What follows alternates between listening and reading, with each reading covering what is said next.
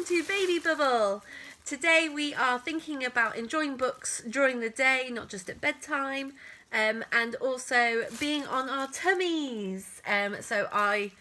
Hopefully I'm encouraging you guys to get down and enjoy tummy time with your baby. It's far less intimidating if there's a friendly face down there with you too.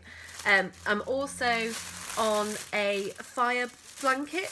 What are they called? They're not fire blankets. They're like after running, those blankets. A foil blanket, which I got off eBay for $1.99, and it's absolutely massive. So I would just say, if you haven't yet got somewhere for baby to lie on the floor, don't go buying any of these expensive mats, because these are amazing, slightly reflective, really plays with the light as well, and just kind of signals to baby it's time to get down on the floor. And here we go. And today we are going to be enjoying books.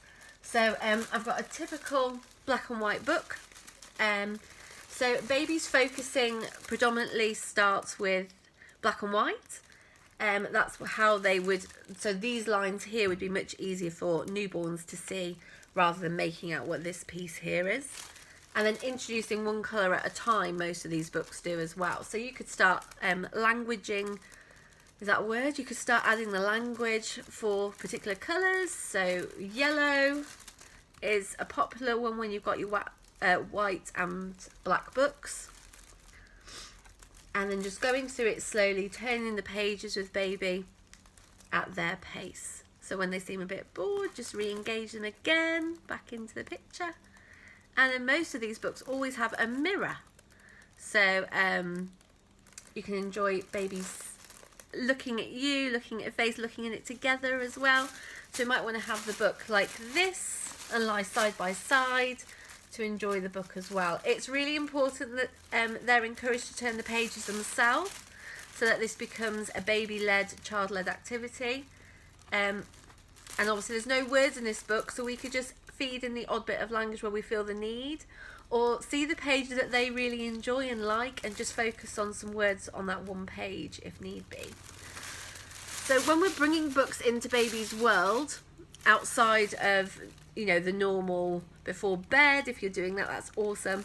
But when we're bringing them into baby's world in the daytime, it's really important that we display them. So maybe lean them up against things, or have them open like this so that they can explore them themselves. It's also quite nice if you have like a see-through scarf, so you can cover them, and that will make baby all interested what's underneath. So build some suspense there. These books are really lovely because the eye holes can be used for you. So you can make a bit of a laugh and a joke about it. So we can really focus this book on eyes. It wouldn't necessarily need to be about farm animals. And then when you have got books like this and you go through the pages, it's really nice for baby to start making links beyond the pages. So here's chicken. And then I've happened to come down here with the puppet chicken as well. So baby might want to hold this whilst you're going through the book. And I would say this book, as much as it is for a baby, there's an awful lot of language in it, so I wouldn't read the whole story to them. I might just want to go through going moo, moo, nay. Just going through the whole book like this, and then maybe adding in a few more words. But predominantly when we're doing this in the daytime, we are just helping baby to feel confident around books, and having a giggle about them rather than musk it through the story. We don't want any of that. It's too much for baby. And then what you might find is when they're getting older, there'll be things in the page that they want to talk about. You'll start noticing what they're interested in, what their schemas are, which I'll do a video on, and you know what their general interest is. So this page, for example, they might pick out the tractor. That's great. So let's just pop this book down. And then I've got a book just based on tractors for baby to enjoy. We can go through like that. So books really are a window into kind of how your baby's thinking and what they're excited by, what kind of things are grabbing their attention. And obviously we want to just focus on those things. Don't worry about trying to get them into anything. That's not how we learn. So anything they are interested in, do really use that to your advantage, and introduce books around what they are interested in. If you yet don't have a collection of books, don't panic. Newspapers are a great thing to line your belly with and look at with baby, or just anything with any kind of print in it is of interest. Picture books, photos are amazing if you want to sit down and go through their baby album with them, however far you've got.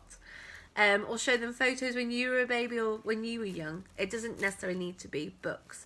But as soon as we can introduce story, the sooner we'll develop that love of literacy and, you know, which is a lifelong skill that we need to enjoy reading and writing. So it is definitely worth introducing story and books as soon as you can. I hope this video has been helpful. Any comments below, please leave them for me. And I will see you tomorrow. Bye bye.